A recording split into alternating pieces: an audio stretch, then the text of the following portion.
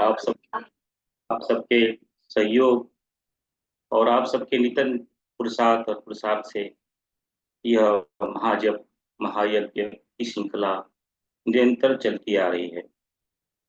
विगत 4 वर्षों में बहुत सारे भाई बहनों ने इस यज्ञ में अपनी आहुति दी।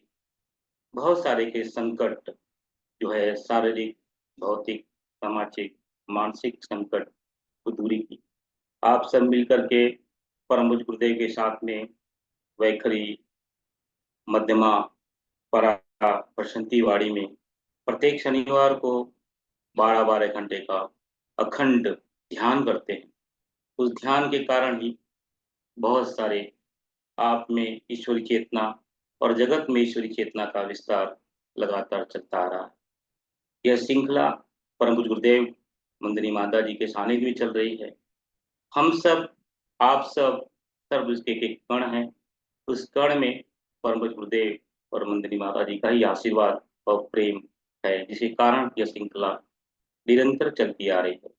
इस श्रृंखला के साथ साथ ही समय समय पर हम अलग अलग अनुष्ठान संयम का पालन करते हैं। हम सब मिलकर के अपने आहार पे, अपने विहार पे, अपने विचारों को संयम करने के लिए उस देवता में, उस ईश्वरी चेतना में एक निष्ठ होने के लिए अलग अलग अनुष्ठान की प्रक्रिया करते हैं। विगत वर्ष में हमने एक साथ में मिलकर के मुंबई अश्वमेध के लिए 193 महापुरुषार्थी किए और शांति मुनि के आशीर्वाद से, यह सद्या जी के आशीर्वाद से, आदरणीय भैया के मार्गदर्शन में हम सब पुनः 254 महापुरुषार्थी की श्रृंखला इस गायत्री जयंती गंगा दशहरा से शुरुआत करने वाले हैं। आप सब इसमें भाग लीजिए। उनका आशीर्वाद पत्र आ गया है और जो है विशेष आशीर्वाद के लिए हम सबकी जो है ग्लोबल टीम की जो, और जो है स्वाति दीदी और विपुल भैया स्वयं जो है इस गायत्री जयंती पे जो है शांति कुंज में रहेंगे और जो है वहाँ से हम उनके साथ जो है उनके साथ में संकल्प होगा और संकल्पों के साथ में जो है श्रृंखला के अनुष्ठान की श्रृंखला 254 महापुरुषों की श्रृंखला जो है हम लोग जो है शुरू करेंगे। या दैवी इच्छा ही है। प्रत्येक हम जो क्रियाकलाप करते हैं, जो सात्विक क्रियाकलाप होती है, जो दैवी क्रियाकलाप होती है, वो दैवी इच्छा से होती है। संसार के सभी कार्य जो हैं हमारे पुरुषार्थ पे होते हैं। जैसे हमारा भौतिक कार्य है, हमारा सामाजिक कार्य है, हमारा पारिवारिक कार्य है, यह कार्य हमारे भौतिक पुरुषार्थ पे होता है। लेकिन जो समाज की व्यवस्था को सुचारू ढंग से चलाने के लिए, जो स्थूल और सूक्ष्म और कारण में जो उथल पुथल चल रही है, उसको व्यवस्थित करने के लिए उसमें जो पुरुषार्थ लगता है, तो उस पुरुषार्थ के लिए जो आयोजन बनते हैं, वह आयोजन किसी व्यक्ति विशेष का नहीं हो सकता। वह आयोजन सिर्फ और सिर्फ जो है वो गुरु चेतना, ऋषि चेतना, ईश्वरी चेतना की होती है और इसी आयोजन के अंतर्गत हम लोग काम करते हैं। यह कभी भी भ्रांति न रहे, यह कभी भी अहंकार न रहे, यह कभी भी मन में यह भाव न आए, यह मैंने किया, इसमें मैंने भाग लिया। यह तो हमारी बड़ी दुर्बलता होगी, हमारी बड़ी दुष्टता होगी। हम उस पाप के भागी बन जाएंगे, क्योंकि यह कार्य तो देवी है। जो देवी जो चाहेगा, ईश्वर जो चाहेगा, उसका वो निमित्त बनेगा, वही इसमें भाग लेगा और इसका संचालन करेगा, उसी में प्रतिष्ठित होगा। यह मन में कभी विचार ना आए कि मैंने इसको जोड़ा, मैंने यह संचालन किया, यह कार्य मेरे द्वारा हुआ। यह भ्रांति कभी भी किसी के मन में नहीं आना चाहिए, क्योंकि जो दैवी कार्य होते हैं वो दैवी इच्छा से होते हैं। दैवी इच्छा से लोग चुने जाते हैं, दैवी इच्छा से इसका संचालन होता है। और जो स्थिति प्रलय और उसका रुकावट, उसका जो है रुकना, उसका चलना, उसको गति देना, ये सब क्रिया दैवी इच्छा से होती है। हमारी कोई भी कार्य जो है, जो स्थूल सूक्ष्म और कारण के उथल पुथल को रोकने के लिए होती है, उसमें एकमात्र दैवी इच्छा होती है। उसमें किसी व्यक्ति विशेष की इच्छा कभी नहीं हो सकती। व्यक्ति विशेष की इच्छा सिर्फ हमारे शारीरिक, सामाजिक और पारिवारिक पुरुषार्थ के लिए हो सकती हम ये पुरुषार्थ अपने जीवन में अपने भौतिक लालसा, अपने सामाजिक लालसा, अपने पारिवारिक लालसा तक ही कर सकते हैं। लेकिन जो दैवी कार्य होता है उसमें सिर्फ दैवी लोग दैवी की आज्ञा से ही भाग ले सकते हैं। यह आज विचार आया कि आप सबके सामने रखा जाए कि हम सब दैवी कार्य के निमित्त हैं। उस दैवी कार्य की इच्छा के कारण यह कार्य चल रहा है। हम सब उस दैवी की इच्छा से, ईश्वर की कृपा से इसमें भाग ले रहे हैं। इस इच्छा के अंतर्गत यह विचार आया, हम जो है, जो हमारे आदि गुरु हैं, जो हमारे गुरु हैं, जो हमारे प्रेरणा स्रोत हैं, जो अलग अलग समय पे आकर के हमें दिशा निर्देश करते हैं, ऐसे महापुरुषों, ऐसे संतों, ऐसे अवतारी सत्ताओं का चिंतन मनन हमारे जीवन को दिशा दे सकता है। ऐसे ईश्वरीय चेतना का चिंतन हमारे जीवन में बदलाव ला सकता है।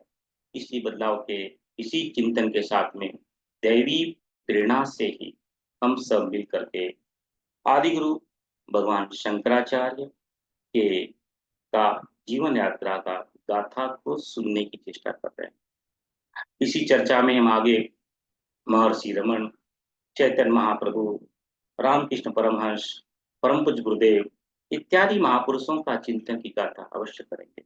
यह दैवी कृपा है। दैवी कृपा के इस कारण ही यह चार मानस पटल पे आता है और उसमें भाग लेने वाला भी वही होता है जिससे वह भाग लेना चाहता है। अब तक की गाथा में हमने देखा कि एक 8 वर्ष का बालक जितने भी 18 विद्याएं हैं सनातन धर्म का उसको आत्मसात करता है। वेद हो गए, उपनिषद हो गए, महापुराण हो गए, वेदांग हो गए, धर्मशास्त्र हो गए, स्मृति, स्मृति और जो है दर्शन, सभी का ज्ञान प्राप्त करता है। 8 वर्ष का बालक अपने जीवन के पहले पड़ाव में जो उसका जीवन पता प्राप्त हुआ था, भगवती कृपा से 8 वर्ष का जीवन प्राप्त हुआ था, उस 8 वर्ष के जीवन में इन सबको आत्मसात कर, यह हम बोलना हमारी दृष्टा ही होगी। वह बालक था, वह बालक तो नहीं था, वह स्वयं भगवान शंकर का स्वरूप था, भगवान शिव का, भगवान शंकर का अंश था, जिसने यह 8 वर्ष की अवस्था में उसको प्राप्त, 8 वर्ष की होने की अवस्था में संन्यास धर्म ग्रहण किया, अपने घर से, अपनी जन्मभूमि से प्रवास शुरू किया, जन्मभूमि से लेकर के अपने सदगुरु पतंजलि, देवर्षि भगवान पतंजलि, जो स्वयं भगवान शेषनाग के अवतार, शेषनाग के अवतार ही है महर्षि पतंजलि है। महर्षि पतंजलि के ही ने अवतरण लेकर के गोविंद पाद के रूप में यह जो ज्ञान जो है, प्रस्थान त्रयी का ज्ञान जो है, भगवान शंकराचार्य के लिए एक युगों से, यह युगों से नहीं, वर्ष सहस्त्र वर्षों से इंतजार कर रहे थे, क्योंकि यही भगवान शंकर और भगवान वेद व्यास की इच्छा थी कि भगवान, मैं स्वयं अंश रूप में आऊंगा, यह ज्ञान मुझे दिया जाएगा और वह ज्ञान फिर से स्थापित किया जाएगा। उसी भगवान वेद व्यास का जो ज्ञान था, उस भगवान वेद व्यास के ज्ञान को उन्होंने अपने पुत्र और शिष्य, प्रिय शिष्य और प्रिय पुत्र सुखदेव को दिया था, पात्र शिष्य को। वह स्वयं भगवान के स्वरूप थे। भगवान सुखदेव ने यह ज्ञान जो है अपने शिष्य, परम शिष्य, श्रेष्ठ शिष्य गौड़पाद को दिया और गौड़पाद ने यह ज्ञान अपने परम शिष्य भगवान पतंजलि को दिया। भगवान पतंजलि जो उस समय गोविंद पाद के रूप में थे और गोविंद पाद जी यह ज्ञान भगवान शंकराचार्य, यह ज्ञान अथांग है। वेद बताता है, वेदों का ज्ञान का यह ज्ञान है, वेदों का सार है। इसे ऋषियों ने बताया है कि यह ज्ञान तो कभी विलुप्त नहीं हुआ, यह अनादि ज्ञान है, यह अनंत ज्ञान है, कभी विलुप्त नहीं होता है। सृष्टि के प्रादुर्भाव के समय यह ज्ञान फिर से भगवान विष्णु के मनस पटल में अपने आप आ जाता है, पूर्व स्थिति में आ जाता है और यह ज्ञान भगवान विष्णु स्वयं अपने पुत्र या अपने शिष्य ब्रह्मा जी को देते हैं। इसी ज्ञान के माध्यम से ब्रह्मा जी इस सृष्टि की संरचना करते हैं और इसी ज्ञान को ब्रह्मा जी अपने पुत्र और से अपने शिष्य वशिष्ठ जी को देते हैं और यही ज्ञान वशिष्ठ जी अपने पुत्र, अपने शिष्य व शक्ति को देते हैं।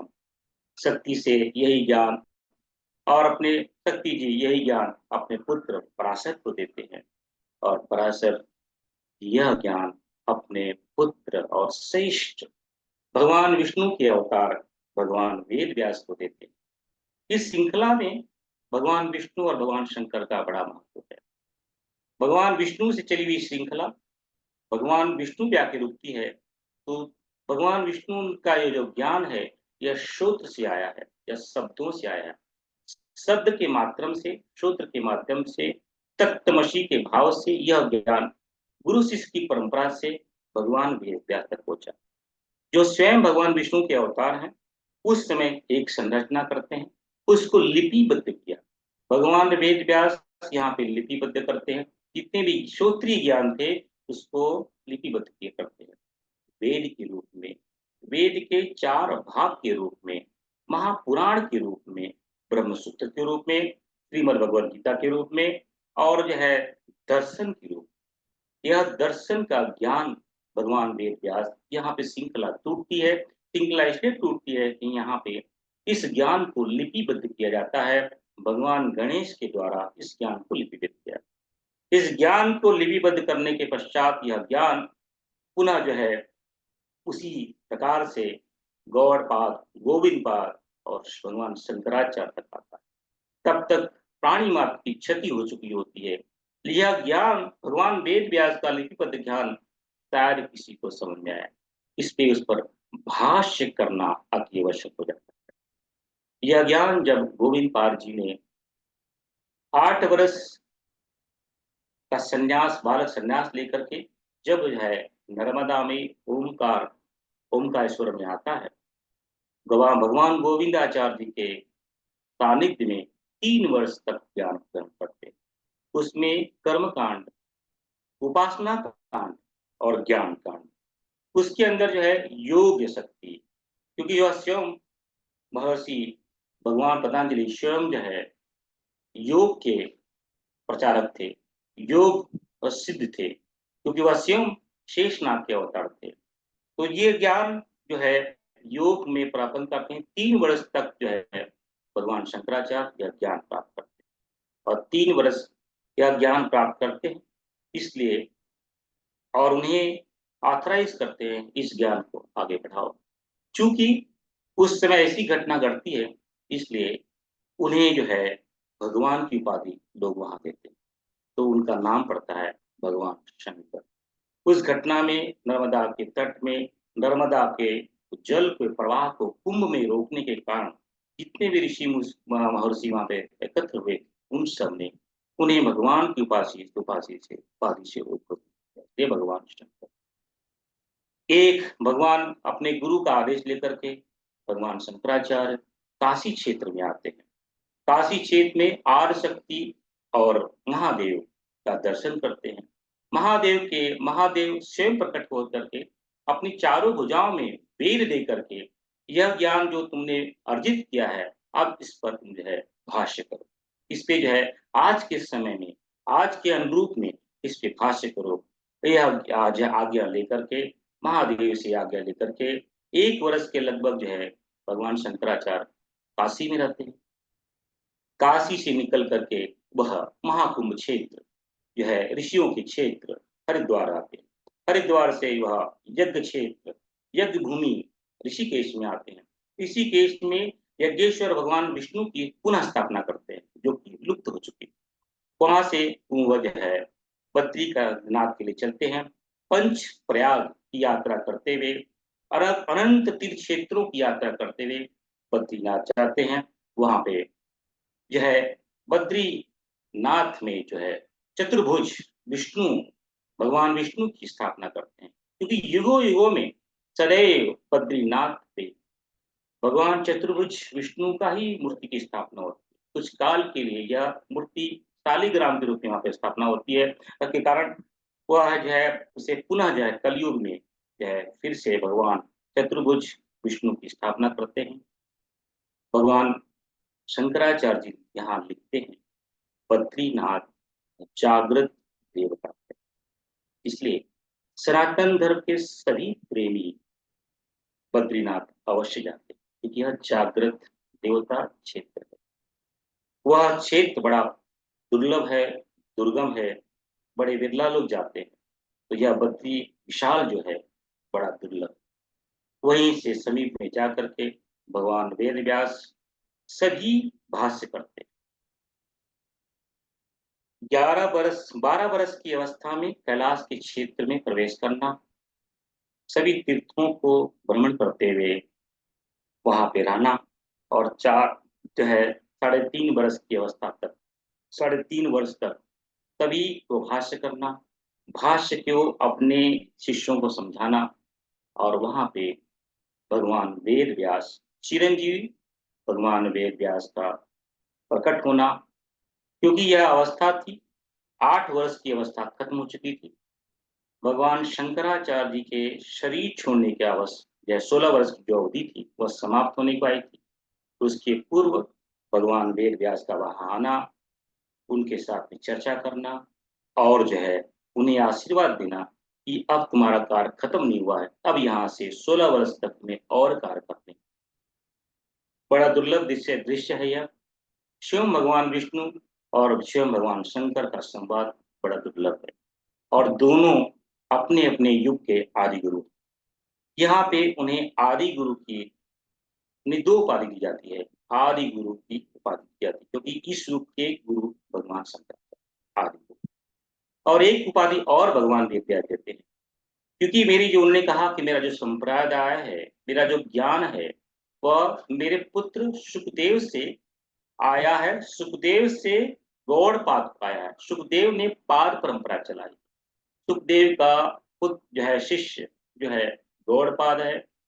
गौड़पाद का शिष्य गोविंद पाद है। इसलिए तुम भगवत पाद, भगवान का नाम है भगवत पाद आदि गुरु भगवान शंकर। क्योंकि जो प्रस्थान त्रयी को आत्मसात कर लेता है, जो प्रस्थान त्रयी के प्रचार प्रसार का अधिकारी है, उसे आचार्य कहते हैं। इसलिए पूरा नाम हो गया भगवत पाद आदि गुरु भगवान शंकराचार्य। यह भगवान शंकराचार्य के पूर्ण नाम से हम घोषणा करते हैं। जब भी हम नाम लेते हैं तो हम यह उपाधि अवश्य लगाते हैं, ताकि जो ऋषियों की ज्ञान को हमारे तक पहुंचाया है, वह है भगवत पाद, यानी जिसने भगवान विष्णु के पाद से जो चली हुई श्रृंखला है, उस पाद को अभी तक चला रहे हैं। इसलिए भगवत पाद, जिसे जो भगवान वेद व्यास के शिष्य परंपरा के गुरु शिष्य की परंपरा का जो है उद्घोषणा करता है, आगे लेके चलता है, इसलिए वह भगवत पाद। वह भगवान के रूप में प्रतिष्ठित है, जिसे ऋषियों ने घोषणा की है, इसलिए वह भगवान। वह इस युग का गुरु है, इसलिए वह आदि गुरु। और वह प्रस्थानत्रयी का दृष्टा है, धाता है, प्रचार प्रसार करने वाला अधिकारी है, इसलिए शंकर। आचार्य, आदि गुरु, भगवत पाद, भगवान, ये चार उपाधि लेता। 4 बरस 16 बरस तक की अवस्था में वहां से भगवान वेद व्यास के चर्चा के पश्चात वहां पे हिमालय में 4 वर्ष बिताते हैं भगवान शंकराचार्य। उसमें से पंचप्रयाग, पंच केदार, गंगोत्री, गौमुख, तपोवन, और जो है भगीरथी शिला इत्यादि जगह पे जाते हैं। गोमुख में स्थापित शिवलिंग और जो है माँ गंगा की मूर्ति की स्थापना, वह भगवान शंकराचार्य द्वारा की गई। जितने भी तीर्थ क्षेत्र हिमालय में, सभी अधिकांश को पुनः स्थापना करने का श्रेय जो है भगवान शंकराचार्य को जाता है। अब यहाँ की यात्रा भगवान वेद व्यास के आदेश से, यह जो ज्ञान का प्रचार प्रसार करना है, सर्वप्रथम ज्ञान का प्रचार प्रसार करने के लिए उन्हें जो है कुमरील भट्ट से मिलने के लिए जो है जो है भगवान वेद व्यास आदेश देते हैं। यह भगवान वहां से चलते हैं। वहां से जो है महाकुंभ क्षेत्र, महाकुंभ क्षेत्र हरिद्वार से महाकुंभ क्षेत्र प्रयाग आते हैं। वह महाकुंभ क्षेत्र प्रयाग से वहां भगवान भगवत भगवान की परम परम परमेश्वर भगवान कृष्ण की भूमि आते हैं, कुरुक्षेत्र में आते हैं। कुरुक्षेत्र भगवान यमुना के यहाँ पे दर्शन करते हैं। यहाँ पे यमुना अष्टकम, कृष्ण अष्टकम, कुरुक्षेत्र के भाव को नाना प्रकार के जितने भी तीर्थ क्षेत्र में वहां पे उसको पुनः से स्थापित करते हुए आगे बढ़ते हैं। कुमरील भट्ट से मुलाकात करते हैं। कुमरील भट्ट से मुलाकात करने के पश्चात जो है कुमरील भट्ट के अनुसार, क्योंकि कुमरील भट्ट अपने शरीर का त्याग करने के लिए उनका समय पूरा हो गया था, तो इसलिए भगवान स्कंद के अवतार जो है वो अपने शरीर को नष्ट करने के पूर्व यह बताते हैं कि अब जो है आप जो है मेरे प्रिय शिष्य मंडन मिश्र के पास में जाकर के वहां पे जाकर के जो है चर्चा। मंडन मिश्र का जो क्षेत्र है, जो रहते थे, वह नर्मदा के तट पर, जो वो ओमकार नाथ है, वहां की दूरी पे एक दूसरी नदी बहती है, उस नदी के यहाँ क्षेत्र में थे। और पूछते पूछते जो है मंडन मिश्र के यहाँ पहुंचते हैं। मंडन मिश्र के पूछने के पहले लोगों से चर्चा करते हैं कि ये मंडन मिश्र कौन है, मंडन मिश्र के को कैसे पहचाना जाए। तो उसमें लोग बताते हैं जिसके द्वार पे शुक और सुकी संस्कृत भाषा में देववाणी में यह विचार करते हो, वेद ही प्रमाण है, वेद में ही कर्म है, कर्म का दाता ही ईश्वर है, ईश्वर ही नित्य है और जगत ही अनित्य है। यह शुक और सुकी जहां वार्ता का वाला वार्तालाप करते हो, उस घर को मंडन मिश्र का घर। किसी को ढूंढते ढूंढते एक घर दिखा, बड़ा बड़ा सा अलौकिक अलौकिक घर दिखता है। वहां पे शुक और सुकी यह चर्चा करते रहते हैं, लेकिन उसमें वह द्वार बंद रहता है। भगवान शंकराचार्य जाते हैं, द्वारपाल से बोलते हैं कि मुझे मंडन मिश्र से मिलना है। द्वारपाल कहता है कि उन्हें उनके पिता का श्राद्ध चल रहा है, इसलिए मंडन मिश्र किसी से नहीं मिले, वह श्राद्ध कर्म में व्यस्त है, वह किसी से मुलाकात नहीं कर।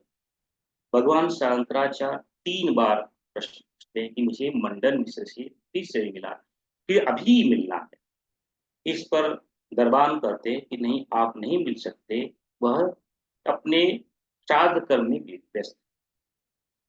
भगवान शंकराचार्य अपने शिष्यों को वहां रुकने के लिए कहते हैं और जो है आकाश मार्ग से सूक्ष्म शरीर से धारण करके वहां प्रकट होते हैं।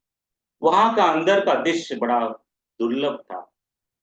वहां पे स्वयं देखते हैं कि सूक्ष्म शरीर से वहां महर्षि जैमिनी और सूक्ष्म शरीर से वहां पे भगवान वेद व्यास वहां उपस्थित हैं, जो यज्ञ कर्म के आचार्य। यह बड़ा विलक्षण दृश्य था।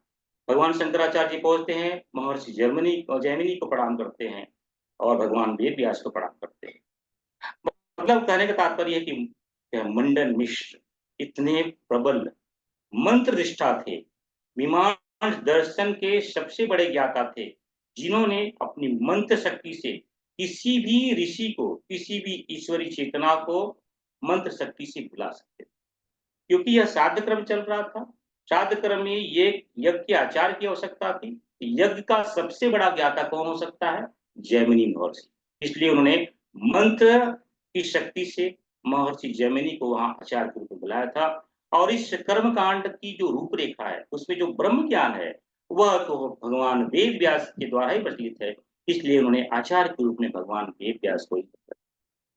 और एक और था वहां पे, वह थी माता सरस्वती। माता सरस्वती उस समय वह पूर्ण अवतार माता सरस्वती। बाकी के लोग तो अंश अवतार में रहते हैं, जो मंडन मिश्र तो है ब्रह्म के अंश अवतार में है, ब्रह्मा जी के अंश अवतार है। माता सरस्वती पूर्ण अवतार में वहां उपस्थित है, जो उनकी उस समय की भार्या रहती है मंडन मिश्र। दुर्वासा ऋषि के श्रापवश माता सरस्वती जो है, वो श्राप तो क्या है, ये तो हमारे ऋषियों की, हमारी ईश्वरी चेतना के नाम में श्राप है, लेकिन यह बहुत बड़े कार्य को करवाने के लिए अलग अलग क्रिया प्रक्रिया है। क्योंकि जहाँ ब्रह्मा जी के अंश अवतार और जहाँ मीमांस दर्शन और जहाँ जहाँ वेदांत दर्शन की चर्चा हो, उस चर्चा को मध्यस्थता कौन कर सकता है? उसकी मध्यस्थता तो माँ सरस्वती कर सकती, और कोई नहीं कर सकता। बिना माँ सरस्वती की आज्ञा से ये दोनों ज्ञान किसी को नहीं मिल सकते। और इन दोनों ज्ञान में परिपूर्णता लाने के लिए माता सरस्वती का मध्यस्थता अति आवश्यक। इसलिए वहां पे माता सरस्वती स्वयं देह स्वरूप में, उभय भारती के रूप में जो है मंडन मिश्र की भार्या के रूप में वहाँ उपस्थित, क्योंकि यह बड़ा दुर्लभ दृश्य था। उनका वार्तालाप होता है। माता जी ने जो है कामशास्त्र के मंडन मिश्र से चर्चा, 18 दिन की चर्चा में जब मंडन मिश्र हार जाते हैं, उस प्रश्न की हार के में फिर भी वह हार नहीं मानते हैं। उस समय भी वह जो है महर्षि जैमिनी का आवाहन करके उनको बुलाते हैं, और महर्षि जैमिनी स्वयं कहते हैं कि जो आचार्य शंकर जी कह रहे, शंकर कह रहे हैं, वही सत्य है, वही सत्य है, वही सत्य है। तब जाकर के जो है मंडन मिश्र जो हार मानते हैं। इसके उपरांत, क्योंकि सनातन धर्म में अर्धनारीश्वर है, आधा पुरुष आधा जो है स्त्री, दोनों साथ में चलते, एक के बिना दोनों कारण, एक के बिना दूसरा अधूरा है। इसलिए मंडन माता जी कहती है, सरस्वती माता से कहती हैं कि आपने हमारे पति देव को हराया है, क्योंकि मैं, लेकिन मैं अर्धनारीश्वर के स्वरूप में हूँ, आपको मुझे भी हराना होगा। तो 18 दिन की चर्चा वहां भी चलती है, लेकिन 18 दिन के पूर्व ही माता कुछ काम शास्त्र के बारे में प्रश्न पूछती हैं, जिसका ज्ञान जो है भगवान शंकराचार्य जी के पास उस समय नहीं रहता है। इसलिए जो है भगवान शंकराचार्य माता जी की आज्ञा लेकर के अमरुख राजा के शरीर में प्रवेश करके, यह शरीर में प्रवेश करके पर काया देह जो प्रवेश होता है, उसमें प्रवेश करके उस समय के उनके दरबार में जितने भी उनके मंत्रिमंडल थे, जितने भी ब्राह्मण मंडल थे, गुरु मंडल थे, जितने भी उनसे काम शास्त्र की चर्चा करके काम शास्त्र को लिपिबद्ध किया, और उस ग्रंथ को जो है माता सरस्वती को लाकर दिया, और उस ग्रंथ को देख करके माता सरस्वती बड़ी प्रसन्न होती हैं, और उसमें बड़ा सुंदर स्तुति जो है भगवान शंकराचार्य माता सरस्वती के लिए करती, वह आज भी लिपिबद्ध है, वह आज भी हम सुन सकते हैं उस। और भगवान शंकराचार्य माता सरस्वती से आशीर्वाद भी लेते हैं कि जब भी मैं श्रृंगेरी मठ की स्थापना करूं, आप वहां पे सशरीर वहां पे स्थापित। माता ने कहा, जब भी आप श्रृंगेरी मठ का स्थापना करेंगे, वहां पे मैं श्री यंत्र के रूप में स्थापित रहूंगी, और उसी दिन से मेरी पूजा करना। तो आज भी माता सरस्वती श्रृंगेरी मठ में उस यंत्र में हैं। हम शारदा माता को वहाँ को जा करके मिल सकते हैं, प्रणाम कर सकते हैं, उनको देख सकते हैं, उनको सुन सकते हैं। यह बड़ा दुर्लभ है। माता सरस्वती वहाँ पे अपने शरीर को भस्म करती हैं और अपने स्वरूप में चली जाती हैं। उसके पश्चात मंडन मिश्र संन्यास ग्रहण करते हैं। यहाँ पे बड़ी अलौकिक घटना घटती है। भगवान शंकराचार्य मंडन मिश्र को तत्त्वमसि के ज्ञान में ओत-प्रोत करते। यह ज्ञान बड़ा दुर्लभ है। यह ज्ञान छांदोग्योपनिषद में उद्दालक ऋषि, जो अपने पुत्र श्वेत केतु को 9 बार में समझाते हैं तत्त्वमसि, श्वेत केतु ने 9 बार के पश्चात इस ज्ञान को ग्रहण किया। उद्दालक ब्रह्मर्षि को 9 बार इस ज्ञान को अपने पुत्र को करवाना पड़ा, क्योंकि उसके अंदर अहंकार, उस अहंकार को क्षय होने में 9 बार यह ज्ञान, चूंकि ब्रह्म के अंश के रूप में अवतारित मंडन विश्व का अहंकार पिछले 18 दिनों में क्षय हो चुका था, और यह स्वयं माता सरस्वती के मध्य से हुआ था। अहंकार क्षय होने के पश्चात जो है पूर्ण रूप से जो है वह तत्त्वमसि ज्ञान के लिए तत्पर थे, और उस तत्त्वमसि का ज्ञान जो है मंडन मिश्र को भगवान शंकराचार्य ने दिया, और वह सुरेशानंद आचार्य के नाम से घोषित किए गए। भगवान ने नाम दिया सुरेश आचार्य, सुरेश्वर आचार्य। सुरेश्वर आचार्य जो उम्र में बहुत ही बड़े थे, ये तो बालक थे, लेकिन यह तत्व ज्ञान में उम्र, तत्व ज्ञान में गुरु शिष्य परंपरा में उम्र, जाति, भेद कहीं नहीं छोड़ा। अब जो है अपने शिष्य पद्मपाद, अपने शिष्य पद्मपाद आचार्य सुरेश्वर आचार्य के साथ में भगवान शंकराचार्य आगे की यात्रा शुरू करते हैं। वहां से निकलते हुए भगवान जो है अलग अलग क्षेत्रों से निकलते हुए नासिक क्षेत्र में प्रवेश करते हैं। नासिक क्षेत्र बड़ा दुर्लभ क्षेत्र है। महाकुंभ का स्थान है। उस क्षेत्र में पंचवटी में स्वयं जगत जननी माता सीता, परम ब्रह्म परमेश्वर भगवान राम ने वहां पे आवास किया।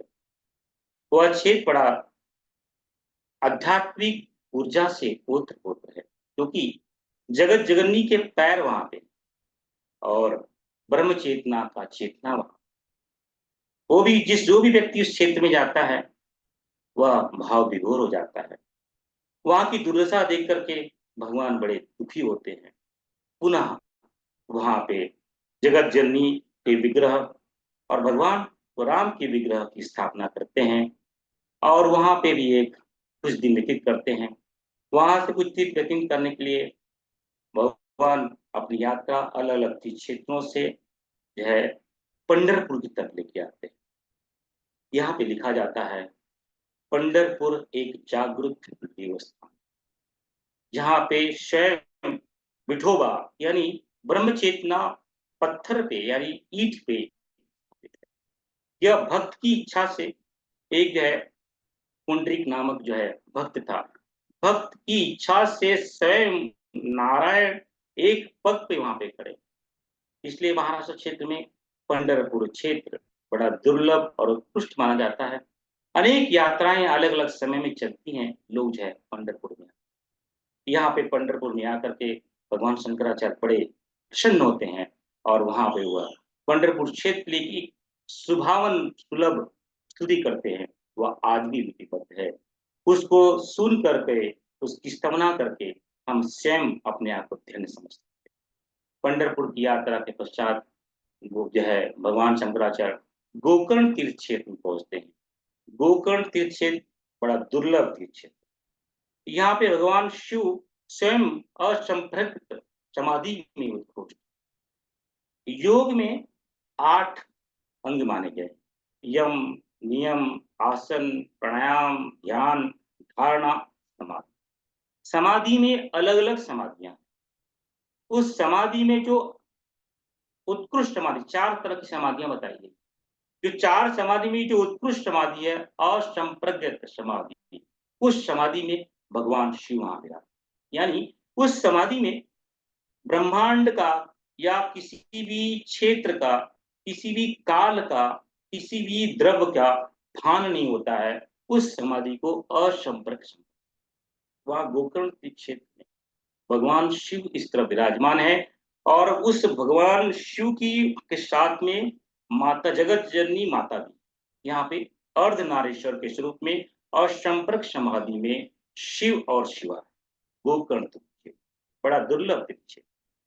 वहां पे भगवान शंकराचार्य ये है फिर से उस असंपर्क समाधि के बारे में लिखते हैं, बताते हैं शिष्यों को और भगवान शिव और शिवा की स्तुति विशेष से करते हैं। आगे वहां से निकल करके गोकर्ण से निकल के हरिहर क्षेत्र में आते हैं।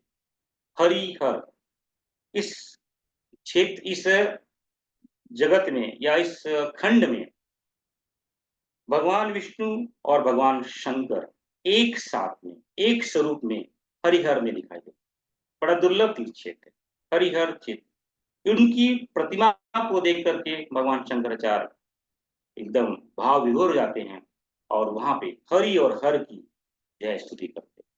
बड़ा दुर्लभ और कठिन है यह तीर्थ क्षेत्र। जन्म जन्मांतर के जो पुण्य कर्म के उदय होने के पश्चात में हरिहर के दर्शन प्राप्त होते। हरिहर से यात्रा करने के पश्चात में श्री बेल एक क्षेत्र है, वहां प्रवेश करते।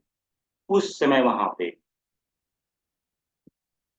पशुपात, शैव, अघोरी, वैश्व तथा कपालियों का बड़ा सम्राट और कपाली बड़े प्रबल थे।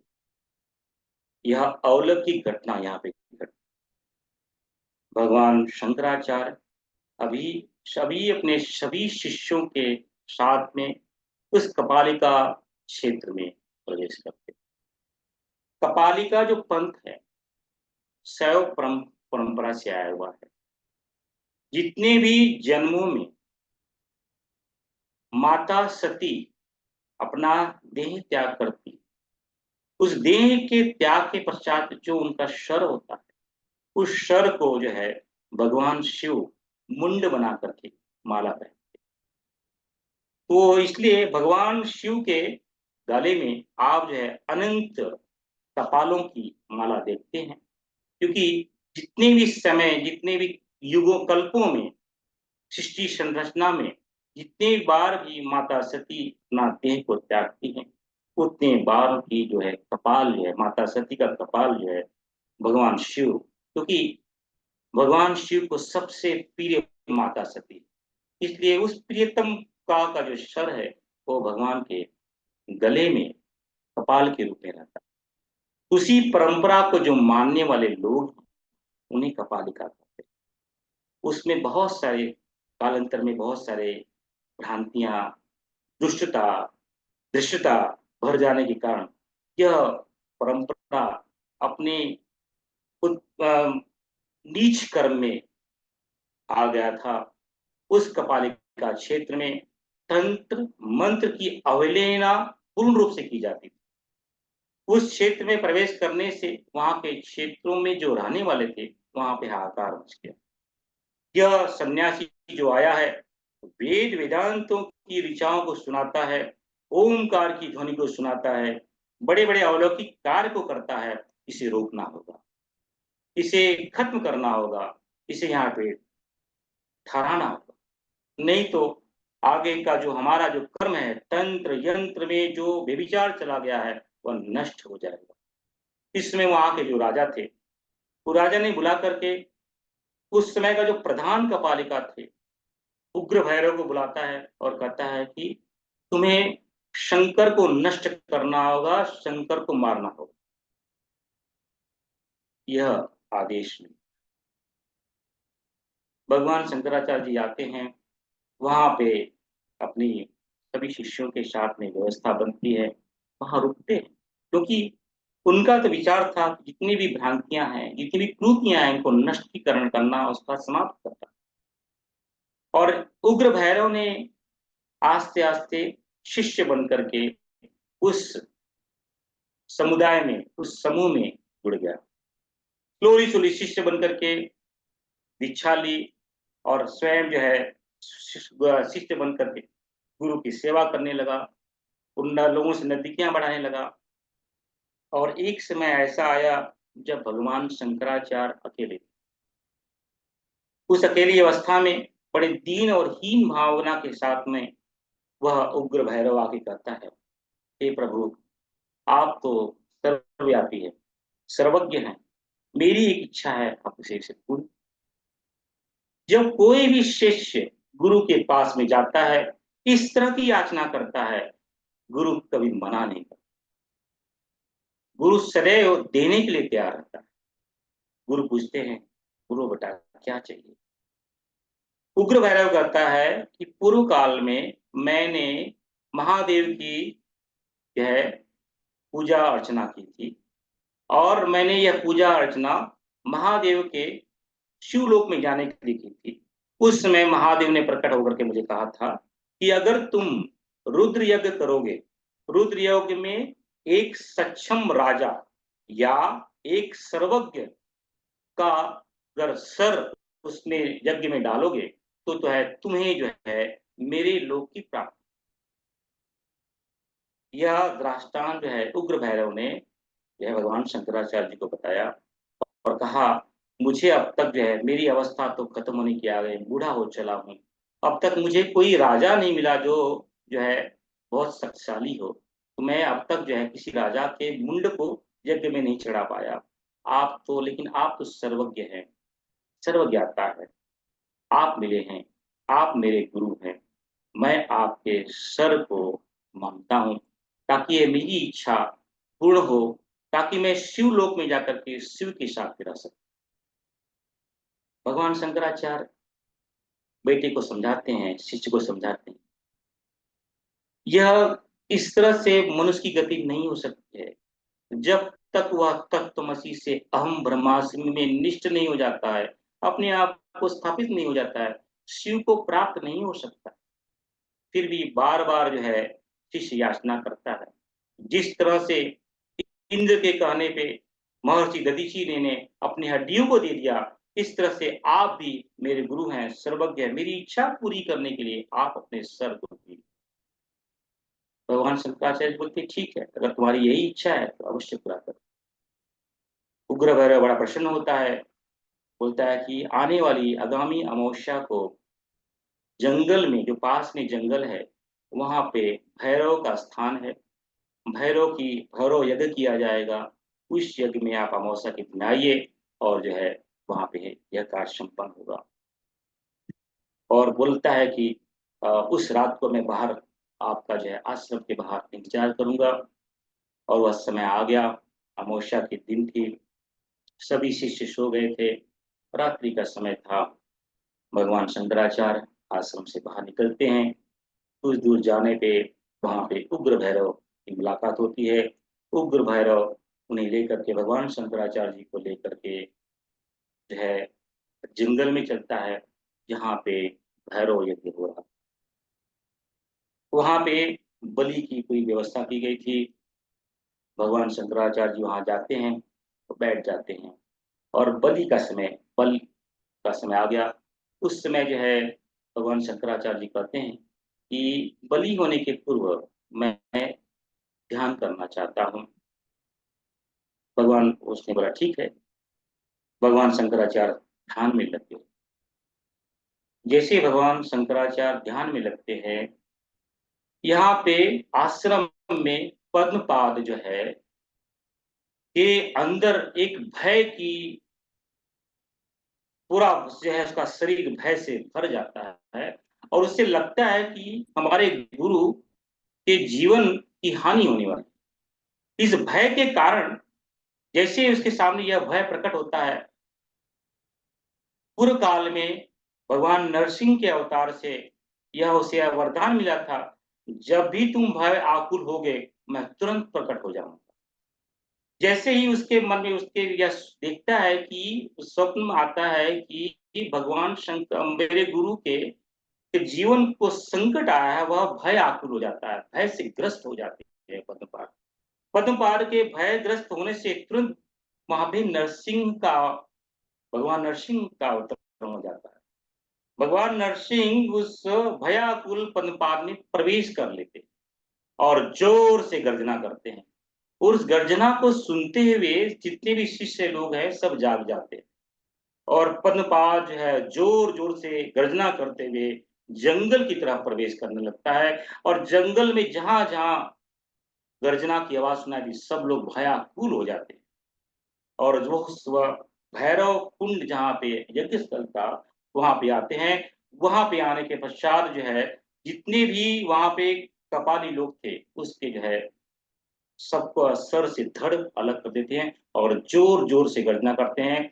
उग्र भैरव को जो है उसी कुंड में जो है भगवान नरसिंह उसी कुंड में डाल देते हैं। वह जल अग्नि भस्म हो जाता है। इस गर्जना से भगवान शंकराचार्य जी की समाधि टूट जाती है। भगवान शंकराचार्य जी अपने सामने पद्मपाद के रूप में नरसिंह को देख करके भाव विभोर हो जाते हैं, और वहां पे भगवान नरसिंह की यह प्रार्थना। भगवान के सबसे भयावह रूप में कोई रूप है तो वह नरसिंह रूप। जब भी कोई भय का संकट आता है, इसलिए लोग जो है नरसिंह भगवान की आह्वान करते हैं।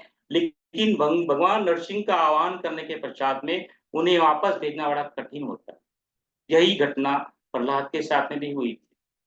वह भगवान नरसिंह इतने क्रोध में थे, वह कुछ भी कर सकते थे, सभी का नष्ट कर सकते थे। लेकिन प्रहलाद की प्रार्थना से भगवान नरसिंह शांत थे। उसी ढंग से उस समय जो अवस्था थी बड़ा भयावह थी।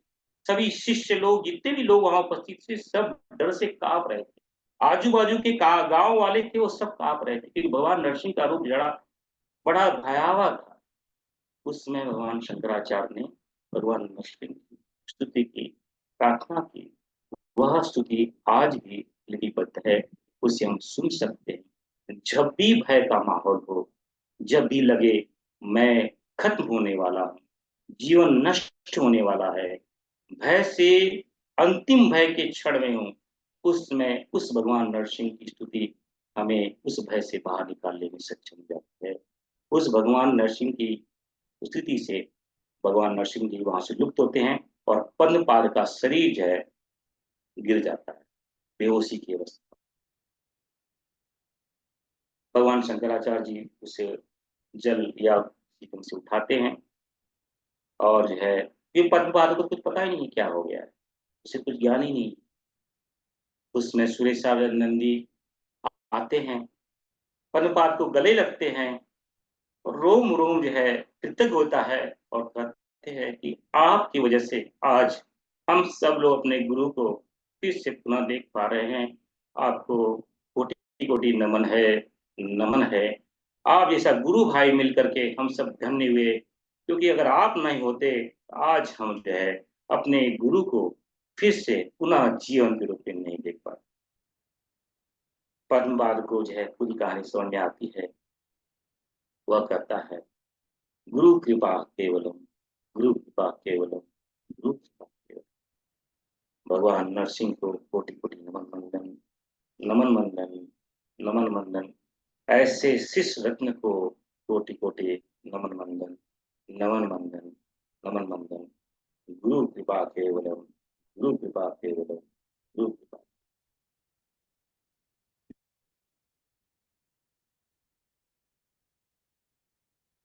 यहाँ से भगवान शंकराचार्य जी की यात्रा आगे बढ़ती है। भगवान इस यात्रा को ऋषियों ने शंकर दिग्विजय अभियान की यात्रा के नाम से बताया। जैसे एक चक्रवर्ती राजा चलता है, चक्रवर्ती राजा के चारों तरफ जो है बड़े ढोल नगाड़े सेनाएं की उद्घोषणा चलती है। इस शंकर दिग्विजय की यात्रा के चारों तरफ जो है वेदों की स्तुतियां, ओमकार की ध्वनि, जितने भी स्त्री पुरुष आते थे सभी स्त्रियों को उन्होंने ज्ञान दिया। आजकल में यह भ्रांति फैलाई जाती है कि स्त्रियों को वेदों का अधिकार नहीं है, स्त्रियों को यज्ञ का अधिकार नहीं है, शूद्रों को यज्ञ का अधिकार नहीं है। भगवान शंकराचार्य ने भी जितने भी माताएं बहनें जितने भी आए उनको सभी को यज्ञ का ज्ञान करवाया, वेद का ज्ञान करवाया, वेद ज्ञान दिया। यह भगवान शंकराचार्य जी की देन है। एक श्रृंखलाबद्ध से माताएं बहनें भी उस समय जो उन्हें कलंकित कर दिया गया था, रोक दिया गया था, वेदों से दूर कर दिया गया था, गायत्री से दूर कर दिया गया था, यज्ञ से दूर कर दिया गया था, पुनः जो है इस अपनी दिग्विजय शंकर दिग्विजय अभियान के माध्यम से जो है यह यात्रा के माध्यम से जहां जहां शूद्र मिले या स्त्री मिले सभी को यज्ञ में स्थापित किया, वेद में स्थापित किया, वेद ज्ञान दिया, यज्ञ ज्ञान। इस यात्रा में इसको इसलिए ऋषियों ने शंकर दिग्विजय अभियान के नाम से घोषणा, दिग्विजय अभियान। यह अभियान निरंतर जो है भारत भूमि पे चलता रहा। यह अभियान बेल से जो है अब जो है मुकाम्बिका देवी के क्षेत्र में आया। मुकाम्बा देवी बड़ा दुर्गम क्षेत्र है, यहाँ पे शारदा पीठ है। इस पीठ पे ब्राह्मण लोग जो है बड़े शताब्दियों से जो है पीठ पे रहते हैं। मुकाम्बा पीठ में तीर्थ क्षेत्र में आकर के भगवान बड़े भाव विभोर हुए। भाव विभोर के समय वहां पे एक रुद्रन चल रहा था। एक पति और पत्नी अपने पुत्र के मृत्यु पे रो रहे थे। उनकी गोद में जो है उस मंदिर में एक पति पत्नी थे और जो है उनके हाथ में उनके पुत्र का शव पड़ा और माता से प्रार्थना कर अपने व्यवस्था को बताया कि इसको जीवित करो, यह पुत्र की हानि। भगवान शंकराचार्य जी का उसमें वहां पर से प्रवेश होता है। उस माता और पिता की रुद्र वेदना को सुन करके भगवान शंकर जो है भाव विभोर हो जाते हैं, विचलित हो जाते हैं और उस समय प्रार्थना करते हैं माँ मुकम्बा की। माँ मुकम्बा की प्रार्थना करके उस शव पे वह हाथ लगाते हैं और बालक उठ जाता है। यह लोग कहते हैं यह अलौकिक घटना है। लेकिन भगवान के जीवन में ऐसी अनेक अलौकिक घटनाएं होती हैं, लेकिन भगवान इन अलौकिक घटनाओं से परे है। भगवान इन अलौकिक चमत्कारों के लिए नहीं आते। वो तो क्या भाव विभोर हो गए इसलिए हाथ लगाया, वो किसी को भी जीवित कर सकते हैं, किसी को उठा सकते हैं, किसी को कुछ भी कर सकते हैं। लेकिन जो अवतारी सत्ताएं होती है उनका उद्देश्य यह नहीं होता। उद्देश्य तो ये होता है कि जो क्षेत्र में, जो भूमि में, जो लोगों में भ्रांति आई है उसका नष्टीकरण किया जाए, जो अधर्म आया है उसका नष्टीकरण किया जाए। तो मूकाम्बिका माता के दर्शन के पश्चात जो है आगे चलते, वह तीर्थ क्षेत्र आता है। वह तीर्थ क्षेत्र है, वह श्रृंगेरी है। 8 वर्ष की अवस्था में जब बालक शंकर संन्यास लेकर के अपने घर से, केरला से, श्रृंगेरी से जब बाहर निकला था, श्रृंगेरी में एक अद्भुत घटना हुई। वह अद्भुत घटना उस बालक को बड़ा रोमांचित किया। वह अद्भुत घटना ये थी, उसने देखा एक नाग है, नाग ने फन फैलाया हुआ है और उसके नीचे एक मेढक है। मेढक जो है बच्चे को जन्म दे रही।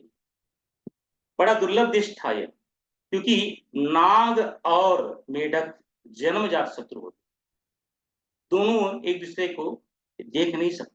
लेकिन उस समय जो मादा मेढक थी वहां बच्चे को जन्म दे रही थी, उसको धूप न लगे, उस पे जो है धूप का छाया ना पड़े, उस नाग ने अपने फन को फैला करके उसको ढका हुआ। उस दृश्य को देख करके 8 वर्ष का बालक बड़ा विस्मित होता है। यह प्रकृति के अप्राकृतिक दृश्य को देख कर बड़ा रोमांचित होता है और उसके मन में संकल्पना आती है कि मैं जब भी कभी यहाँ आऊंगा, यहाँ पे मैं तीर्थ क्षेत्र की स्थापना। और श्रृंगेरी मठ वही श्रृंगेरी स्थान है जहाँ पे श्रृंगी ऋषि ने बड़ी तपस्या की। बड़ा पवित्र क्षेत्र श्रृंगेरी मठ। अभी मठ तो हम बोलते हैं, बाद में वहां भगवान शंकराचार्य की मन की संकल्पना थी। 8 वर्ष में उन्होंने संकल्पना ली थी कि जब भी मैं इस क्षेत्र में आऊंगा, यहाँ पे इस तीर्थ क्षेत्र को बनाऊंगा और यहाँ पे मैं मठ बनाऊंगा। उस श्रृंगेरी मठ में जो है आज है, इसलिए पहला जो मठ भगवान शंकराचार्य जी ने बनाया और श्रृंगेरी मठ बनाया। यहीं पे उन्होंने जो है श्री यंत्र की भी स्थापना भी की और दुर्लभ वह चित्र जो है सर्प का और मेढक का चित्र आपको भी आज भी वहां पे देखने को मिल सकता है। श्रृंगेरी मठ के आने के पूर्व एक और गांव पड़ता है, श्री बेल। यह श्री बेल में बहुत सारे कर्मकांडी लोग रहते थे और बड़े विद्वान लोग रहते थे। उन विद्वानों में एक विद्वान थे प्रभाकर, ब्राह्मण थे। प्रभाकर विद्वान थे। उन्हें पता चला कि इतना बड़ा अलौकिक पुरुष अलग अलग अलौकिक घटनाओं को लेते हुए यह इसी बेल में आया है, तो उसके दर्शन किए जाए। वह अपना, प्रभाकर जो ब्राह्मण है, प्रभाकर ब्राह्मण अपने 13 वर्ष के पुत्र के साथ में वह जो है भगवान शंकराचार्य जी के दर्शन के लिए आते हैं। ब्राह्मण प्रभाकर कहते हैं, हे भगवान, आप तो अलौकिक हैं, आपकी अनंत गाथाओं को मैंने सुना है। मेरा यह बालक 13 वर्ष का है, मैंने इसका उपनयन संस्कार करवाया है, इसका मैंने यज्ञोपवीत भी करवाया है, फिर भी यह कुछ बोलता ही नहीं है। न इसे खाने की शुद्ध है, न पीने की शुद्ध है। यह गूंगा है। हम ही लोग इसे खाना खिलाते हैं या हम ही लोग इसे पानी पिलाते हैं, इसे किसी का ध्यान नहीं है। यह 13 वर्ष का हो चुका है, एक शब्द भी आज तक नहीं बोला। भगवान शंकराचार्य उस बालक की तरफ देखते हैं और पूछते हैं, हे बालक, कौन हो तुम? तुम्हारा नाम क्या है? कहाँ से आए हो? तुम्हारी गति क्या है? तुम्हारा उद्देश्य क्या? 5 प्रश्न पूछते हैं। बालक कहता है, न मैं बालक हूँ, न मैं पुरुष हूँ, न मैं किसी ब्राह्मण हूँ, मैं तो शिव हूँ, मैं चिदानंद स्वरूप। बालक की यह वाणी सुन करके भगवान शंकराचार्य बड़े प्रसन्न होते, पूरा इतिहास समझ में आ जाता है। भगवान शंकराचार्य जी कहते हैं प्रभाकर को, ब्राह्मण प्रभाकर को, हे ब्राह्मण प्रभाकर, यह पुत्र तुम्हारे योग नहीं, यह ब्रह्म ज्ञाता है, इसे तुम मुझे दे दो।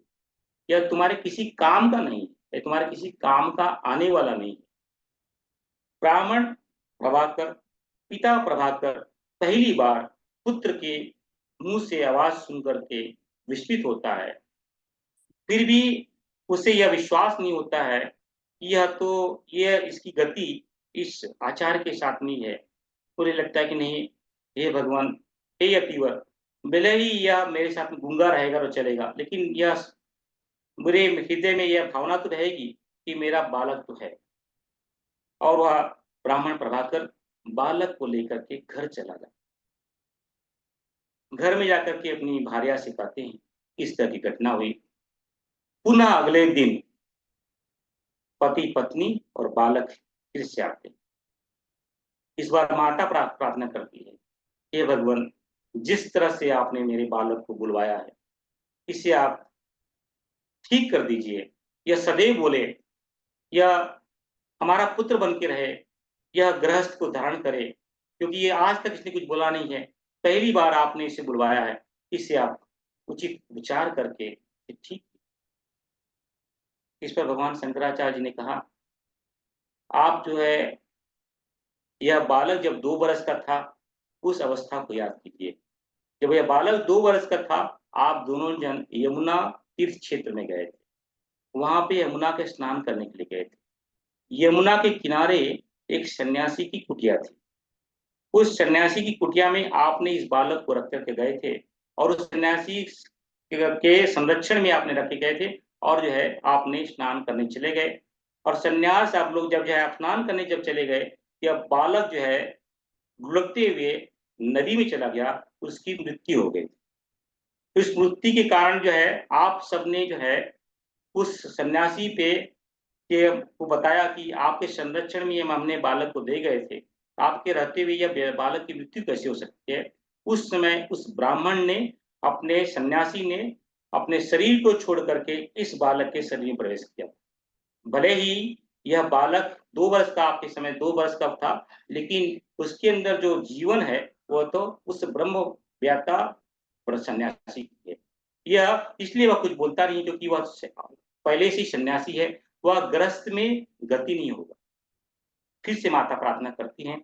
इस पर जो है बालक बोलता है, हे माते, मैं आपने मेरी गाथा तो सुनी ली है, अब मैं आपसे प्रार्थना करता हूँ, मुझे आप छोड़ दीजिए, मेरा त्याग कीजिए और मुझे इस शंकराचार्य जी के, भगवत पाद शंकराचार्य जी के चरणों में आप मुझे छोड़ दीजिए और मैं प्रार्थना करूंगा आपको पुनः एक पुत्र की प्राप्ति हो।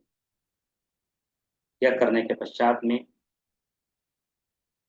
वह माता पिता जी उस बालक को भगवान शंकराचार्य जी के समर्पित करके निकल जाते हैं और भगवान शंकराचार्य जी उनका नामाकरण करते हैं हस्तमलक आचार्य, भगवान के तीसरे प्रमुख शिष्य। पहले प्रमुख शिष्य पद्मपाद आचार्य, सुरेशा आचार्य और हस्तमलक आचार्य, जिसके हाथ में आंवले जैसा ब्रह्म ज्ञान को, इसका अर्थ होता है जिसकी हथेली में ब्रह्म ज्ञान जैसा आंवला होता है उस तरह से दिखाई देता है, ऐसा हस्तमलक आचार्य। हस्तमलक आचार्य को कोटि कोटि नमन मंदन, नमन मंदन, नमन मंदन। उस ब्राह्मण दंपति को नमन मंदन जिसने उस ब्रह्म ज्ञानी अपने पुत्र को भगवान शंकराचार्य जी के चरणों में अर्पित किया। नमन मंदन, नमन मंदन।